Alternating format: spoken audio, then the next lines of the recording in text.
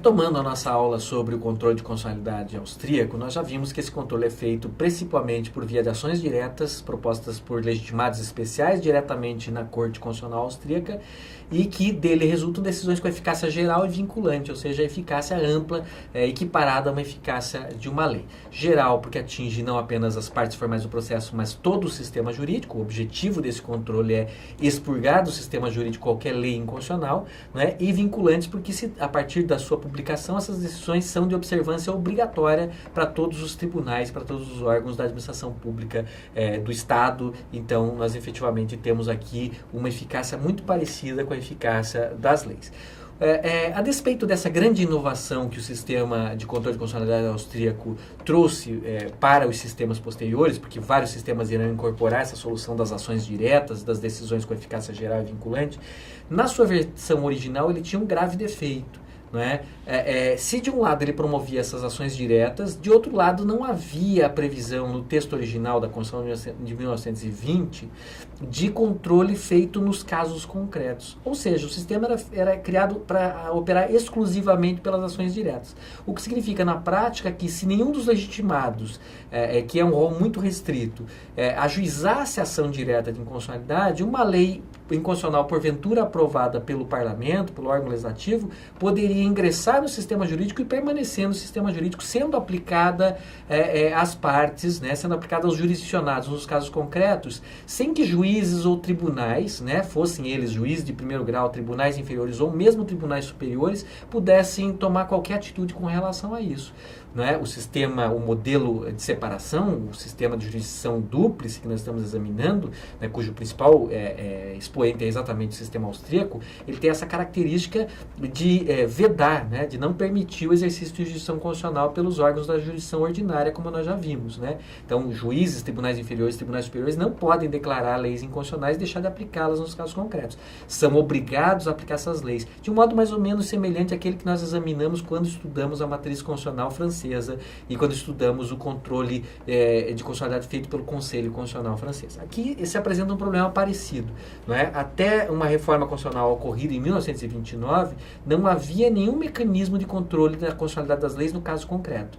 Se houvesse, portanto, uma omissão dos legitimados em propor diretas, a lei inconstitucional poderia ingressar no sistema jurídico e as partes e os juízes e magistrados, em geral, não teriam nenhuma escolha. Os juízes, os tribunais teriam que aplicar a lei, mesmo que a lei fosse de constitucionalidade duvidosa ou mesmo que a lei fosse manifestamente inconstitucional. Né? E as partes também não teriam mecanismos para se proteger dessa inconstitucionalidade. Então nós temos aqui uma limitação, um problema sério que é apontado por vários autores. O professor Mauro Capelletti, por exemplo, chama muito atenção para esse defeito. Em 29 se verifica uma emenda à Constituição austríaca que modifica diversos aspectos dessa Constituição, especialmente no que diz respeito ao controle de constitucionalidade. E aqui este problema, entre outros problemas, este problema do controle de constitucionalidade exclusivamente em via de ação, ele é melhorado, ele é mitigado, ele é minimizado. Não é? Surge aqui um controle incidental, ou seja, um controle feito no caso concreto. Não é? Como se dá esse controle incidental? Essencialmente por meio de um mecanismo que nós vamos chamar de decisão de reenvio. Não é? Essa decisão de reenvio é um instituto criado aqui no sistema constitucional austríaco que visa compatibilizar, de um lado, o monopólio da jurisdição constitucional pela Corte Constitucional, não é? E, de outro lado, visa possibilitar que, no entanto, nos casos concretos perante os órgãos da jurisdição ordinária, em que eventualmente possa haver uma lei cuja constitucionalidade pode ser discutida, né, ou pode ser contestada, haja a possibilidade de apreciação da constitucionalidade dessa lei, de modo que as partes não fiquem sujeitas à incidência de uma lei potencialmente ou manifestamente inconstitucional. Então é em 29 que surge esse mecanismo. O que não significa que é atribuído a todos os órgãos da jurisdição ordinária, juízes de primeiro grau, tribunais inferiores ou mesmo tribunais superiores, que haja para esses órgãos a atribuição da jurisdição constitucional. Não há. Continua esta sendo monopolizada pela Corte Constitucional. O que existe é a possibilidade, se cria a possibilidade de uma provocação da remessa de um processo em que haja um processo entre partes comuns, entre pessoas comuns, um processo envolvendo questões concretas, né, em que haja a possibilidade ou a necessidade de aplicação de uma lei cuja constitucionalidade é contestada por uma das partes, existe a possibilidade da remessa dessa questão de constitucionalidade, que é uma questão prejudicial ao mérito, uma questão que tem que ser julgada antes do mérito, que afeta o julgamento de mérito, essa questão possa ser remetida à Corte Constitucional para que essa Corte Constitucional possa apreciar se a lei é ou não é constitucional e depois devolver o julgamento, devolver o processo para o órgão que realizou a remessa, para o órgão que proferiu a decisão de reenvio, para que esse órgão possa ultimar o julgamento quanto às demais questões, aplicando a lei, se a Corte Constitucional entendeu que essa lei é constitucional, ou deixando de aplicá-la, caso a Corte Constitucional tenha entendido que a lei é inconstitucional. Então nós temos aqui um mecanismo peculiar, um mecanismo específico de controle de constitucionalidade. Não é um sistema difuso, continua sendo concentrado, o único órgão que realiza o controle de constitucionalidade é a Corte Constitucional, mas, no entanto, alguns órgãos da jurisdição ordinária podem proferir decisões de reenvio em caso de dúvida sobre a constitucionalidade de leis aplicáveis àqueles casos concretos, e nesse caso esses processos são sobrestados, né? A questão de constitucionalidade é remetida à Corte Constitucional e, como já dito, a Corte Constitucional decide se a lei é constitucional ou não, e apenas isso, né, e devolve esse processo para que o órgão que fez a remessa, que proferiu a decisão de reenvio, ultime e termine o julgamento, observada, naturalmente, a decisão da Corte Constitucional quanto à constitucionalidade. Ou seja, se a Corte Constitucional entendeu que a lei é constitucional, tem que se aplicar a lei. Né? Se a Corte Constitucional entender que a lei é inconstitucional, deixa-se de se aplicar a lei. Então aqui existe uma espécie de cisão do julgamento. A questão constitucional é julgada por um órgão, as demais questões envolvendo legalidade ou outras matérias são julgadas pelos órgãos que realizaram a consulta, né? Ou não é exatamente uma consulta, mas que realizaram a remessa, né? Que sobrestaram o feito por decisão de reenvio e remeteram o feito para o Tribunal Constitucional para análise do Tribunal ou da Corte Constitucional aqui, na terminologia adotada pela Constituição Austríaca. Quais tribunais na estrutura do Poder Judiciário austríaco são habilitados a fazer a proferir tais decisões de reenvio? Apenas 2 tribunais.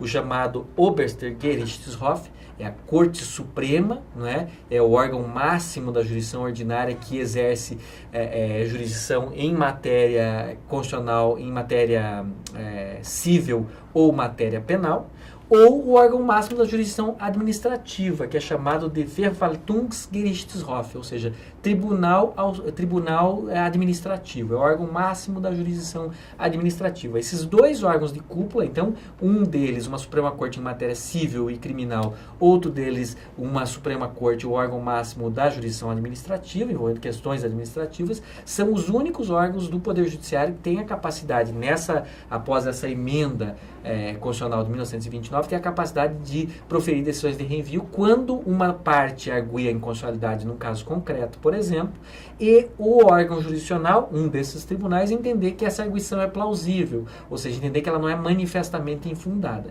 Nesse caso, ele profere a decisão de reenvio e a Corte Constitucional, então, decide. A questão importante é, mesmo aí, a Corte Constitucional decide a questão de constitucionalidade com eficácia ampla. Ou seja, se a lei for declarada inconstitucional, a lei perderá o seu vigor em todo o território nacional, perante todos os órgãos do poder público, do Estado, perante particulares. Do mesmo modo como se fosse uma ação direta. Mas também, no que diz respeito ao caso concreto e às partes do caso concreto, haverá, portanto, a não aplicação dessa lei exatamente em função da decisão da Corte Constitucional. Então, é um sistema complexo, né? Há uma melhoria, então, com a emenda em 1929, na medida em que se cria um controle incidental. Mas note-se que esse controle incidental ainda é um controle muito residual, né? Os órgãos jurisdicionais de primeiro grau e os tribunais inferiores, eles não podem nem declarar a inconstitucionalidade das leis, e nem proferir decisões de reenvio. Os únicos órgãos que podem fazer isso são os 2 tribunais de cúpula do sistema judiciário austríaco, o que é um grave inconveniente, porque continua havendo a possibilidade de aplicação de leis inconstitucionais pela jurisdição ordinária de primeiro grau, sem que seja possível nem declarar essas leis inconstitucionais, nem remetê-las à Corte Constitucional, e continua havendo a mesma possibilidade no que diz respeito aos tribunais inferiores. Também não tem alternativa. Somente quando o processo chega por força de recursos nos tribunais superiores é que a decisão de reenvio pode ser proferida. Então esse é um elemento limitador, mas de qualquer maneira houve uma melhora, um aperfeiçoamento do sistema em 29, se nós comparamos com o sistema tal qual ele era estabelecido em 1920. Outra característica importante desse sistema de controle de constitucionalidade é a teoria da invalidade da norma inconstitucional que ele adota. Não é? Nós vimos, ao examinar a matriz norte-americana, que lá se adotava uma teoria forte da inconstitucionalidade, uma teoria que entende que a inconstitucionalidade é nulidade, é um defeito jurídico grave, congênito, né? Já na origem do surgimento da lei inconstitucional e que, portanto, tem uma série de consequências. Aqui, por força do pensamento de Kelsen, provavelmente, mas também por força de algumas questões pragmáticas, adota-se uma visão que é diametralmente oposta. A visão segundo a qual a inconstitucionalidade não é propriamente uma nulidade. Kelsen, já na teoria pura, em outros escritos, ele tem um livro importante chamado A Garantia Jurisdicional da Constituição, que ele explica os sistemas de controle de constitucionalidade, e ele já sustenta que a lei inconstitucional não seria uma lei nula. Para Kelsen, falar em lei inconstitucional como lei nula é uma contradição em termos. Ou é lei ou é inconstitucional. Não existe lei inconstitucional. A lei tem que ser, para ela ser válida e ser lei, ela tem que ser constitucional. Então, a lei inconstitucional, para Kelsen, ela é uma lei que não é nula, mas ela é meramente anulável. Né? A diferença essencial aqui entre leis constitucionais e leis inconstitucionais não é umas serem verdadeiras leis e outras não. Não é umas serem leis existentes e outras não. Para Kelsen, ambas são leis. Né? O fato é que a lei que é constitucional, que não tem nenhum vício na sua constitucionalidade, ela só é passível de ser retirada do sistema jurídico mediante revogação. Ao passo que a lei que tem algum defeito de inconstitucionalidade, seja ela formal, seja ela material, é uma lei que não só pode ser revogada, mas também pode ser retirada do ordenamento por um procedimento especial, qual seja o controle de constitucionalidade feito perante a Corte Constitucional austríaca, né, mediante uma ação direta, como nós já vimos, ou mediante uma decisão de reenvio de um tribunal superior. Então aqui é bem diferente, não é, a teoria da invalidade sufragada pela matriz constitucional austríaca em relação àquela adotada, por exemplo, nos Estados Unidos, né? Além dessas concepções teóricas do Kelsen que parecem influenciar essa concepção, aqui existem algumas outras coisas. Necessidade de proteção da boa-fé e reconhecimento da lei como um fato operativo que gera consequências. Nós já mencionamos na aula sobre o controle de constitucionalidade norte-americano que nem sempre é possível declarar a inconstitucionalidade com eficácia retroativa e com anulação de todos os atos de aplicação da lei. Muitas vezes essa restituição ao status quo ante é impossível ou muito dificultosa, muito custosa, gera muitos transtornos. Então, efetivamente, aqui nós não temos, existem limites a essa concepção. E é exatamente essa ideia de que as pessoas podem cumprir a legislação de boa-fé e não podem, portanto, ser colhidas ou ser pegas de surpresa depois por uma declaração de inconstitucionalidade posterior com eficácia retroativa, que parecem ser também motivos que inspiram o sistema aqui ao determinar que as decisões da Corte Constitucional que julgam uma lei incompatível com a Constituição são anulatórias. Elas anulam a lei dali por diante. Elas têm eficácia a partir do momento da sua publicação e não declaratória de uma nulidade pré-existente. Ou seja, aqui não vão se verificar em regra os efeitos retroativos. Não vai se postular que tudo aquilo que foi feito com base na lei, sejam atos negociais, sejam atos administrativos, sejam atos judiciais, teria que ser desfeito. Né, como era o pensamento mais ou menos baseado na teoria da nulidade nos Estados Unidos da América. Aqui a ideia é todos os atos praticados até o julgamento de inconstitucionalidade da lei com base nela, são reputados válidos, são rígidos e vão ser mantidos no sistema jurídico. A lei só vai perder efetivamente sua validade, sua eficácia do dia da publicação, a contar do dia da publicação da decisão da Corte Constitucional em diante. Né? Um dos motivos, então, desse sistema é exatamente a proteção da boa-fé, a proteção da segurança jurídica, evitar aquele abalo na segurança jurídica decorrente da declaração de constitucionalidade com eficácia retroativa. Então, como ensina o professor Mauro Capelletti e vários outros, né, a decisão aqui é considerada uma decisão constitutiva e não declaratória, ou constitutiva negativa, né? E, consequentemente, ela é irretroativa, né? Ela se trata de uma decisão de caráter irretroativo. Para além disso, há que se observar que não só ela é irretroativa, como se introduziu no sistema austríaco a chamada modulação dos efeitos da decisão que julga uma lei inconstitucional. O que é a modulação dos efeitos? É a alteração dos efeitos típicos da decisão de inconstitucionalidade.